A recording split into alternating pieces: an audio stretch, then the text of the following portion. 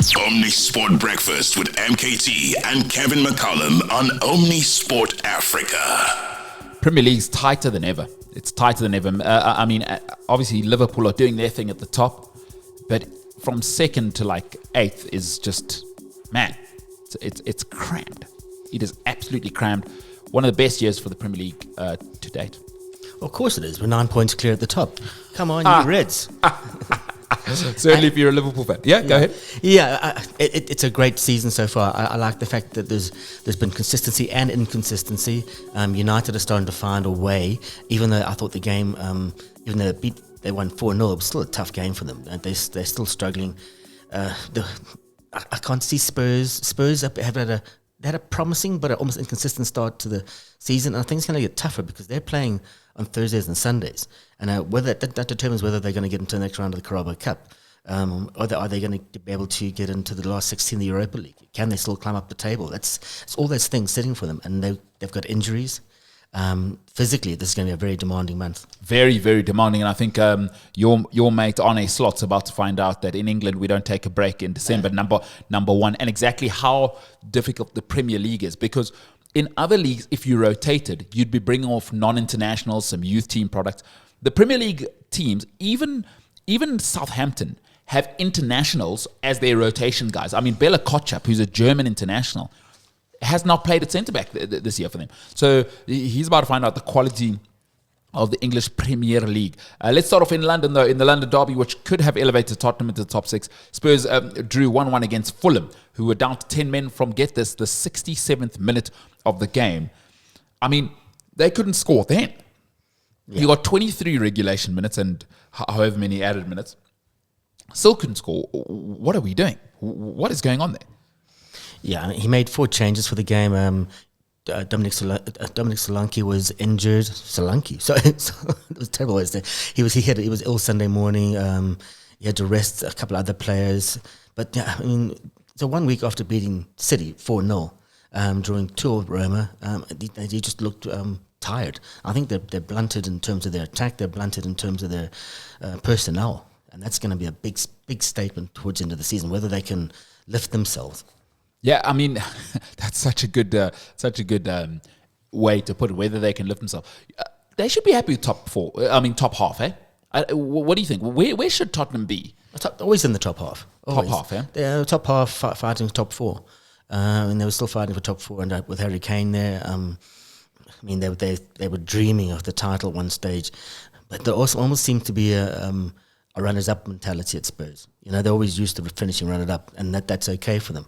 But shouldn't be okay. And Ange doesn't like that. You remember the last season when they wanted to lose so that Arsenal wouldn't win the league, or something like that. Somebody suggested it, and he said, "No, don't be daft. No one does that. No one does that." So, well, you don't know what's happening in North London, my mate. And that's why I think he's struggling. He's trying to do what Mourinho did. He's just being allowed to do it, to get rid of the loser mentality. I think you're making a bloody brilliant point there. Well, here's what Ange thinks about that result and the state of his squad. Ange Postecoglou, big Ange. They sort of had their spell. Fraser made a couple of good saves, and then like I said, we got our noses in front and we just couldn't push on. I think not for the lack of trying. The players kind of gave everything they could, but we just couldn't push on after scoring the goal we did. And then it's a decent strike by them for their goal. But we tried to sort of get some momentum late in the game, obviously, when they went down at 10. But again, there wasn't a lot of football being played at that time. There's a lot of stoppages, and we just couldn't get over the top of them. Doesn't help because he's that on top of Richie being out as well, and Wilson being out and Mikey Moore being out. I mean, it leaves us pretty thin up top, and we're trying to manage that process. But I think from my perspective, I think the most important thing is the players, the ones that are out there anyway, are given absolute everything, and that's all you can ask for. They're just working their socks off, digging in as deep as they can to try and keep us progressing, and that's all you can ask for. Well, that's big Ange. He says that's all you can ask for. Well, they've got both the centre half side. The first choice goalkeeper broke his ankle against City, fractured, had to have surgery. Solanke's out. Charlison, the big £50 million spend, he's out for a while. Bentancur, who they bought at the beginning of the season, isn't great. He's into his 7-game ban because of the racing thing. And then Odegaard hasn't barely been involved the entire season. And so he had to basically start with Stuart Fraser, his second or third choice keeper. He's got Timo Werner, who he could bring off the bench, but now he couldn't bring him on the bench. They had to start on Sunday, and it just doesn't like he hasn't got his first 11 available to him, and that's affecting him badly. That is affecting him badly. It will have, and Neil Andrews is going to join us in a bit. We'll hear his thoughts, because Spurs fans are rather divided on Big Ange and just the state of Spurs at the moment. It will be nice to hear from a genuine Spurs fan who absolutely loves him. All right, before their 3-0 whipping of Aston Villa on the weekend, Chelsea manager Enzo Maresca came out and said Chelsea are not title contenders despite being unbeaten in the last 5 games. Do you think he's just playing mind games? Or? Oh, yeah, without a doubt. I mean, of course he is. I mean, he's just saying that just to throw people off. I can guarantee you that at Cobham, he's not at the training ground. He's not saying that. He's saying, guys, we're in this. We're in this to win it. You know, we're about 11 points off the top, I think they are, and we're equal. No, so they're 9 points. They're equal to Arsenal. So they're in it. You know, and that they're looking better and better. And the big money spendings, they're coming right. They are the guys. They splashed the bucks out. Casido, but yeah, they're looking like the money is worth it. He's finally made them a team. A great coaching there from Enzo Maresca. Enzo was not changing his tone though. If he's not with you, he's not changing his tone. Here's what he said after the game. For many reasons, because we win today, I'm not going to change my idea. We are not ready for that. But the good thing is that we are improving, and hopefully very soon we can be there. There we go. He's saying no. I'm not hanging. And I think it's smart. With a young team, you don't really want to be putting that pressure onto them. He knows what he's doing. I would agree with you though. Behind the scenes, he's telling Cole Palmer, "You're the Ballon d'Or winner." So the Athletic are reporting today. They're talking about like 6 months ago. People were. That was actually 6 months ago today that he was appointed. And some of the things written by him said, another moronic appointment by Chelsea and Todd Boehly. I can't see Enzo Maresca even lasting the season. Out of his depth, no experience. Can't wait to see Maresca sacked after one season because he's been found out. This random will be sacked 7 months in. So he's got 1 month to go. To go from Tuchel to Maresca in 4 appointments is quite something. They've taken a massive risk. Maresca signing a 5-year deal and be gone in 5 months. He's proved them wrong. You know, he's found a way. He's got rid of the rubbish, cut away the dead wood, and he's building a team of winners. Yeah, bunch of winners. Well said. That's what I've liked about him, is that he's been ruthless. You know, and for the ownership to let him be ruthless, considering how much they'd spent, I think this is where the value of, remember they signed those, basically the indentured labor contracts, where guys are signing like 11-year deals. Yeah. Well, it's helped them now because you can get rid of £100,000 a week players. You can't get rid of Marcus Rashford at £350,000 a week, or whoever it may be at that large number. So you're starting to see guys like Ben Chilwell. Chilwell refused to take a pay reduction. Yeah, you can stay, but you're training with the kids. Raheem Sterling refused to take a pay cut. Yeah, off to Arsenal with you. So they've really gotten rid of the guys who aren't buying into what the new plan is, and that helps when your ownership is on board, if you know what I mean. The ownership are showing Maresca that, cool, we'll do whatever you want to make sure that we're giving you, the rope to pull yourself up or to indeed hang yourself. So love that for Maresca. Love that if you're a Chelsea fan.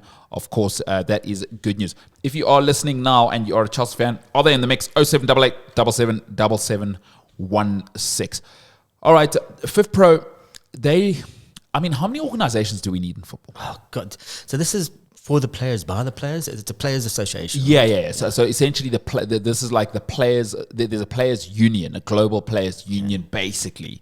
And this is basically their World 11, which isn't the same as FIFA's World 11. No, without a doubt, because I don't agree with half of them. So these are basically for the finalists are the 26 men's players who received the most votes from their peers between 21st July 2023 and 14th July this year. And I'm going through them and I see one Liverpool name. I mean, what in the name of heavens is going on here? Well, let's go through it. The goalkeepers there are Edison, Martinez, and Neuer. Who would you pick of those three for your 11? Martinez at the moment. Martinez, okay. So I mean, it's quite unreal. Some of these players, they haven't picked a left back at all. But here are your defensive options. So we'll play a 4-3-3. At right back, your options, I guess, are Carvajal, Frimpong, or Kyle Walker. Oh God, Carvajal. No Kyle Walker. I mean, we don't need a lumbering tractor in the back. Well, then, because you have no option at left back, we'll play a 4-3-3. You've got Frimpong or Kyle Walker at left back, I guess. Frimpong at left back, who had a terrific, of course, he was in the Leverkusen team that went unbeaten last season. Then it is, of course, English champions. It's Diaz, Van Dijk, Rudiger, or Saliba for your centre backs. I like Rudiger and Van Dijk in the middle. They're strong and they bump people off them, and they basically are the fulcrum around which a team would be based. So those are your Champions League winning Rudiger and Virgil van Dijk, who is, of course, a Liverpool stalwart there. The midfield options are insane. So they don't even care about formation here. They just pick. Basically, it's you know what it is. It's a popularity contest. Exactly. It really is a popularity contest. I guess you'd have to pick one of these four for your midfield. These players are all good enough to play in whatever formation. It's Bellingham, De Bruyne, Foden, Kroos, Modric, Musiala, Rodri, and Valverde. Bellingham, Musiala. And, Kroos is retired. But, yeah, I'd pick Toni Kroos. Yeah, unbelievable season. And then you'd need one more to fill out the box. Rodri. Rodri being the fourth one there. And then up front, I guess you'd need to pick three between Haaland, Kane, Mbappe, Messi, Palmer, Ronaldo, Vinicius Jr. and Yamal. Well, you know I'm not picking Ronaldo. You just know that. Vinicius Jr. or Kane? I'm going to go Kane and Haaland. Kane, Haaland, and you'd need one more. Lamine Yamal from Barcelona, the kid. Lamine Yamal. So Vinicius Jr., who didn't even pitch up to the World Player of the Year awards because he knew he wasn't getting picked, doesn't make Kevin's starting lineup. There you go. That's Kevin's starting 11. He says FIFPro, we don't even know what it is. I mean, there are so many player associations. It's so crazy. Apparently, there are 28,000 members of this association, so there definitely was a popularity contest. And they don't really do anything. No. They just hang around being players. That's exactly. Being professional players. That's exactly what they do. Somebody who does do something. Neil Andrews is going to join us next. Spurs are in a state of flux. Their manager and his philosophy, and Spurs and their philosophy seems to be divergent. This season, could it be another failure, or could they be successful under Ange Postecoglou, who says, I always win in season 2, mate. Always win in season 2. 60 seconds, Neil Andrews. Listen live and on demand. Welcome to Omni Sport.